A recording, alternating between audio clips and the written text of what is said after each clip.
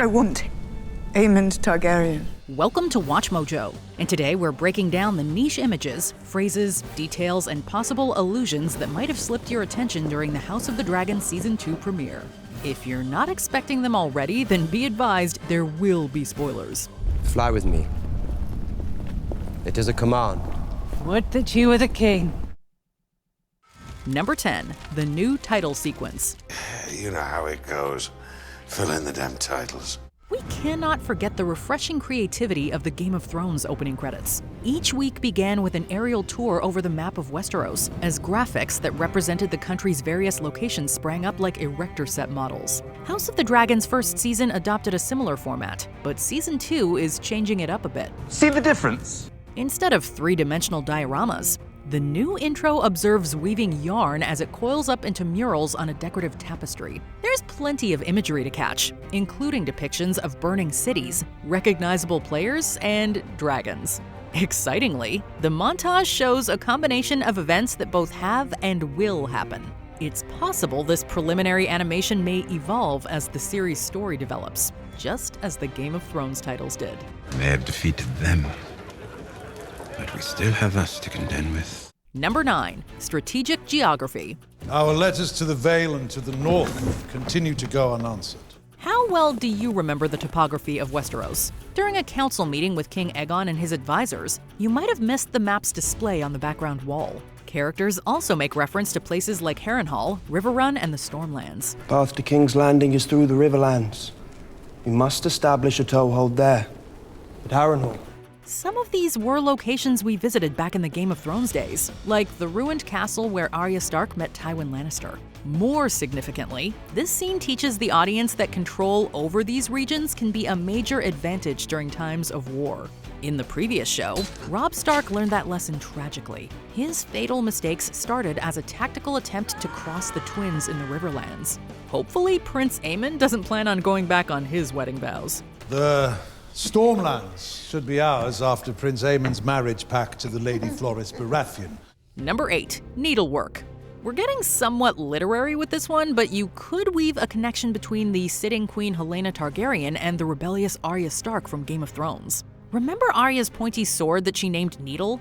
Book readers can recall that Arya chose this name ironically, since she always despised the ladylike activities that were demanded of her. You must not interrupt his custom.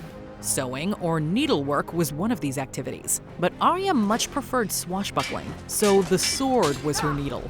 In an unhappy exchange between Queen Helaena and young King Aegon, the queen angrily implies that their son might not want to grow up and become a ruler as his father expects. What if he does not want to be king? During Helena's noticeably defiant outburst, she's at work weaving with a needle. Happy accident? You decide. Not the dragons. The rats. Number 7, Mother's Mercy. Season 1 concluded with the game-changing death of Rhaenyra's son Luke, and the tragedy still feels fresh. When Daemon and Rhaenys Targaryen talk about their queen's absence, Rhaenys is much more understanding of Rhaenyra's grieving process. It was only when I saw my daughter's mortal remains that I could begin to mourn her. Having also lost a child, Rhaenys is able to relate personally from a mother's perspective. A raven has told Rhaenyra that her son is dead. She needs to know it for certain.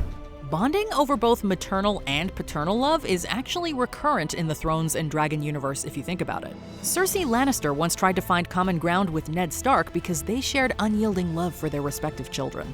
Do you love your children? With all my heart. No more than I love mine. Tyrion saw Cersei's motherhood as her one great trait, and many characters make their most consequential choices because of their young boys and girls. And now, a parent's despair appears to have solidified war. Number 6, Aegon's nicknames. Reading the many names from author George R.R. Martin's mythology is often something of a tongue twister. Hey, King Aegon! Aegon the Magnanimous, second of his name. Differentiating people can be frustrating, as many contain irritatingly indistinguishable syllables. Even worse, kings frequently share birth names, historically separable by colloquial monikers like the Conqueror or the Destroyer. A couple of quick moments in this season premiere let us know that the current King Aegon wants an identifier of his own. The Magnanimous. He's not having much luck though, since the Magnanimous is the best his friends can come up with. This could be more than just a throwaway joke, though, since a ruler's true power comes from how he's perceived by his people. Demonstrates power and commands respect. No one knows what magnanimous means. Maybe Aegon the Generous, then. That would charm the small folk. I like that. Imagine what might become of young Aegon if he's given a title like the Mad King. The Mad King did as he liked. Has your Uncle Jamie ever told you what happened to him? Number 5. The Fighting Pits. House of the Dragon has yet to spend much time on Essos, the neighboring continent that sits a whole narrow sea away from the show's primary setting. People used to bet against me when I fought in the pits. You would have bet against me. Common novice mistake. I've spent much of my life in this arena, and in my experience, larger men do triumph over smaller men. There have been some mentions here and there, and this quick one happens during Daemon Targaryen's deal with a nefarious rat catcher. Daemon asks the Fiend if he's gambled on the Fighting Pits, a gladiatorial arena on Essos where slaves forcibly battle each other to the death. Her ghost told me you're a betting man. Fighting pits? On Game of Thrones, this was the place where Tyrion Lannister and Jorah Mormont fought for their lives, and it was also the backdrop for Daenerys Targaryen's climactic escape on Dragonback. Men associated with the pits are likely accustomed to brutality, and the Ratman's role in this story sure plays out that way. How deep your debts? Number 4. The Dreaded Crossbows. Powerful, but not invincible. Weapons capable of bringing down dragons are rarities. Game of Thrones fans are probably still reeling from the death of the mighty Viserion because it seemed like such an impossibility at the time. They can be wounded, they can be killed.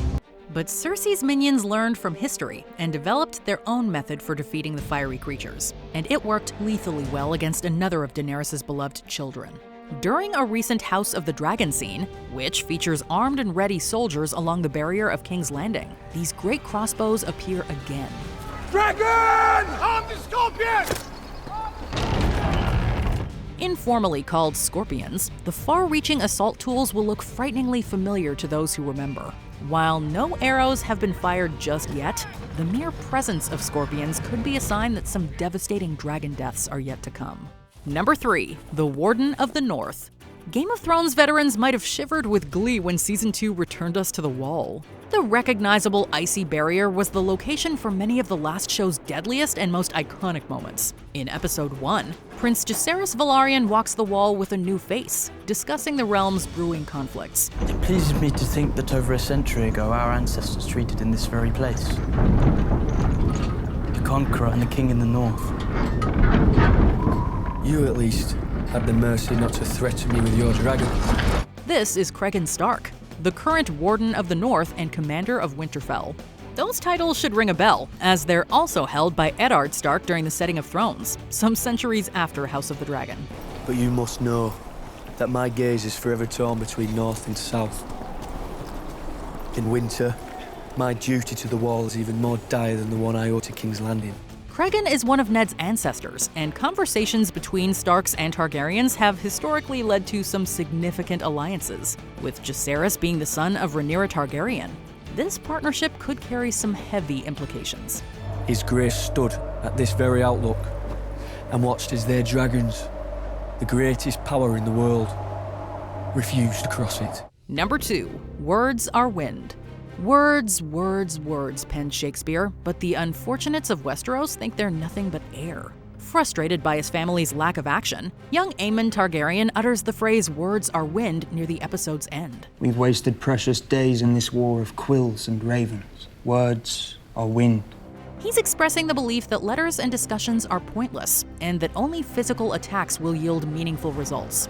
Readers of George R.R. Martin might recognize "words are wind" as a repeated sentence in the Ice and Fire novels. You know, my brother once told me that nothing someone says before the word "but" really counts. But. Spoken by many players, including Jon Snow and Tyrion Lannister, the idiom is a Westerosi version of talk is cheap. Wise characters don't put faith in what people say, because it's only deeds that matter. Its appearance here is likely an elusive nod to the great author that started it all. I will not tell you to stay or go. You must make that choice yourself and live with it for the rest of your days. Before we continue, be sure to subscribe to our channel and ring the bell to get notified about our latest videos. You have the option to be notified for occasional videos or all of them. If you're on your phone, make sure you go into your settings and switch on notifications. Number 1. Victory demands violence. Both Thrones and Dragons succeed in writing characters who are complex, which often means that good characters do terrible things. What makes them relatable is that their strongest actions are driven by necessity and survival, not a moral compass. Cersei Lannister once urged Ned Stark to see the world that way, and his refusal to do so had disastrous consequences. When you play the Game of Thrones, you win or you die. There is no middle ground. In a new scene between Otto and Alicent Hightower, father and daughter discuss their family's predicament and their common goals of victory. Otto makes sure that Alicent knows there will be no winning without bloody ramifications. But you must accept that the path to victory now is one of violence. Both Otto's and Cersei's proverbs forebodingly mirror each other. But unlike Ned, Alicent readily accepts the Machiavellian attitude. We'll soon see whether or not this means success for her. I know it. But that does not mean it must be wanton. Did you catch any of these? What other important details did we miss? Let us know in the comments below. Shh. Witch. Did you enjoy this video? Check out these other clips from WatchMojo, and be sure to subscribe and ring the bell to be notified about our latest videos.